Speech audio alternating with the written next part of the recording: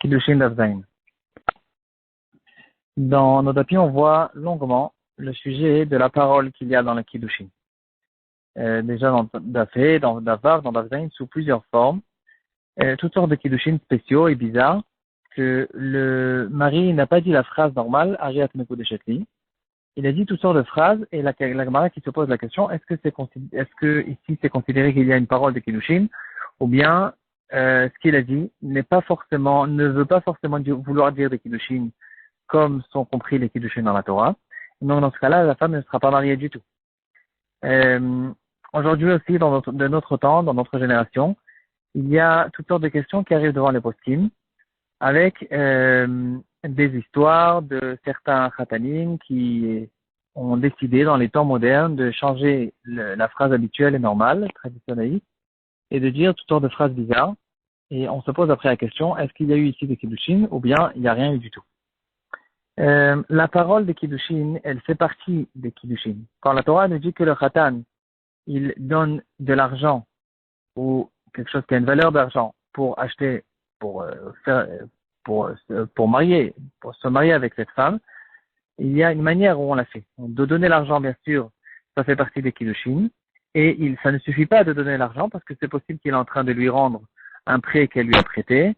C'est possible qu'il est en train de lui vendre, de lui acheter quelque chose, ou il peut avoir 1001 raisons pourquoi une personne donne l'argent à quelqu'un d'autre. Il faut que ce soit bien déterminé qu'on parle ici de Kiddushin. Donc c'est pour ça que la parole que le Khatan il va dire à la Kala qu'il donne cet argent pour les Kiddushin, ça fait bien sûr partie du Maaseh des Kiddushin. Pas forcément sous forme de parole, mais il faut que ce soit bien clair extérieurement qu'on parle ici de Kiddushin. Et cette chose-là, ce Gilui Da'at, fait partie des Kiddushin, et c'est pour ça que, de la même manière que le mari, c'est à lui de donner la pièce, l'argent, et parce que c'est écrit Kikari Shisha, c'est le mari qui prend la femme et pas le contraire. Aussi la parole, ou au moins le Gilui Da'at qui se fait lorsqu'il lui donne l'argent, doit se faire par le mari. Et donc, de là on en arrive à la Sugya, qui dit que quand la femme, elle a dit, même si le mari, il a donné la bague, si la femme, elle lui a dit, c'est moi, je me marie à toi, alors ça ne marche pas et elle n'est pas Mekudeshet. En revenant dans les langages, toutes sortes de langages de Kiddushin, ou qui ne sont pas de Kiddushin, la Gemara a dit qu'il faut que ce soit un langage qui est très clair, qu'on parle ici de mariage de la Torah, c'est-à-dire que la femme, elle est réservée à cette personne, à son mari, et elle sera interdite de se marier à partir de maintenant avec n'importe quelle personne. Donc la phrase qui bien sûr qui marche d'après tous les shittot, c'est Rest Mekudeshetli Betabadzo, Kedat Moshe Israël. Et dans la Tsugan, on va voir plusieurs langages. Par exemple, quelqu'un qui dit Ariat Meyuchedeti, tu es réservé à moi. Ariat Meyuchedeti. Dans plusieurs langages, on se pose la question, est-ce que ici il y a eu clairement un langage de Kiddushin ou bien non? Dans d'autres langages, c'est clair que ça marche pas. Par exemple, quelqu'un qui dit je suis ton mari grâce à cette bague qui est dans Moshe Israël, ça marche pas pour la même raison qu'on a vu que c'est le mari qui prend la femme, qui ikar ishisha. Ça fait partie des halachot de base des Kiddushin. C'est le mari qui achète, qui prend la femme et qui la réserve pour lui. Et c'est de cette manière-là que les Kiddushin se font.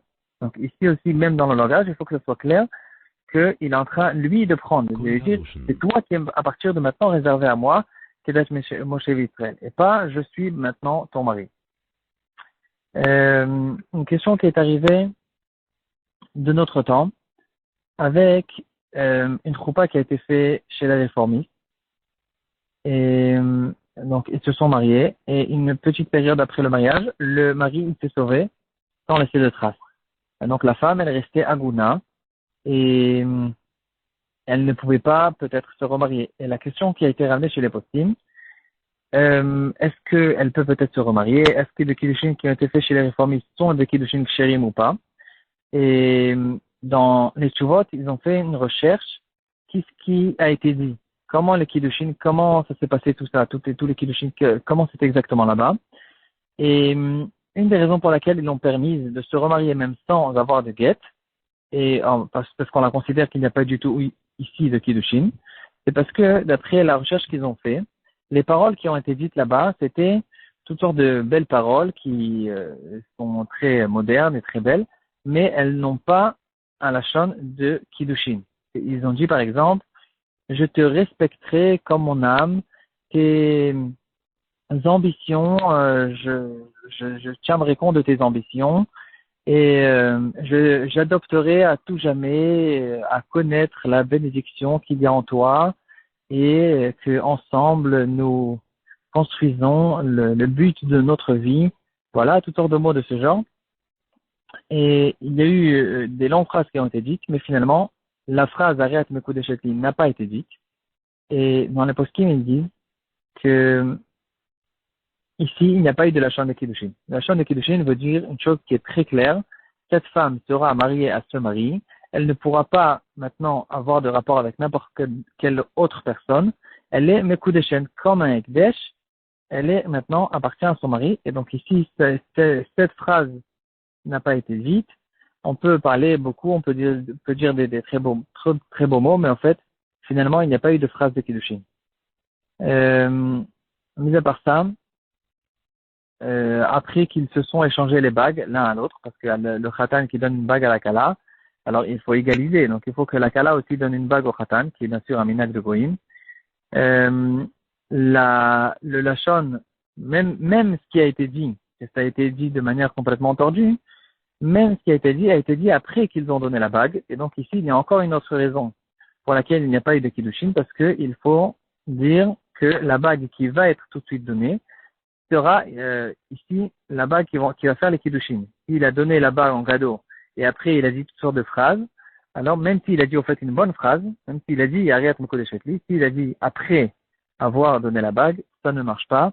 Et encore une raison pour laquelle il n'y a pas ici du tout de kiddushin et cette femme peut se remarier sans aucun problème.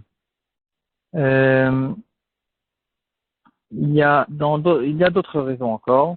Par exemple, dans le Igrot Moshe, on retrouve Chele Gimel Siman Kaf Gimel. Il ramène encore que, bien sûr, que en fait, après qu'il a vérifié qui étaient les convives, qui étaient les invités de ce mariage, qui étaient les témoins qui ont vu la choupa, il n'y avait pas de personnes, de témoins kshérim. C'était tous des gens qui étaient, par exemple, tout simplement, c'est des gens qui sont Mechalel Shabbat. Et ces gens-là ne sont pas kshérim pour avoir des témoins. Et dans les kiddushin, il y a une halakha qui dit qu'il faut avoir des témoins. Les kiddushin qui se font entre le khatan et la kala et que personne n'a vu, même s'il a donné la bague, il a dit tout ce qu'il fallait, etc., ne sont pas des kiddushin, ça s'appelle les edim les kiyumé. C'est des témoins qui font créer, qui font la validité des kiddushin, se fait avec des témoins. C'est pas des témoins de témoignage et de preuves, c'est des témoins qui font qui font les kiddushin eux-mêmes. Et donc ici, il n'y a pas eu de témoins ksharim. Et voilà encore une raison pour laquelle les kiddushin qui ont été faits là-bas chez les réformistes ne sont pas du tout des kiddushin. Et dans beaucoup de cas, on n'en prend même pas compte. Même dans une histoire de Shetish, à cause de toutes ces raisons qu'on vient de voir. Pour finir, juste un petit point à propos, qui ressemble en fait, à propos de l'endroit de la choupa. Est-ce qu'on fait la choupa dans la choule ou pas? Alors, à l'époque, ils avaient l'habitude de faire les choupotes dans la choule. Jusqu'à qu'il y a à peu près 400 ans, les chrétiens ont commencé à prendre cette habitude aussi, de faire leurs choupotes dans leurs églises, dans leurs endroits. Et à cause de ça, dans beaucoup de communautés, surtout les communautés européennes, où ils se trouvaient entre les chrétiens, ils ont arrêté complètement de faire les choupotes dans les choules, et ils ont décidé de faire des choupotes autre part, dans la cour de la choule, ou bien à un autre endroit complètement, à cause de ce problème-là. Chez les Sfaradim, ils n'ont pas eu besoin de prendre compte de cette chose-là. Et donc jusqu'à aujourd'hui, on peut retrouver des choupotes qui se font à l'intérieur des choules. Mais dans beaucoup de communautés, ils font en fait attention à cette chose-là, de faire des choupotes à d'autres endroits, dans la salle, etc., et pas dans une choule.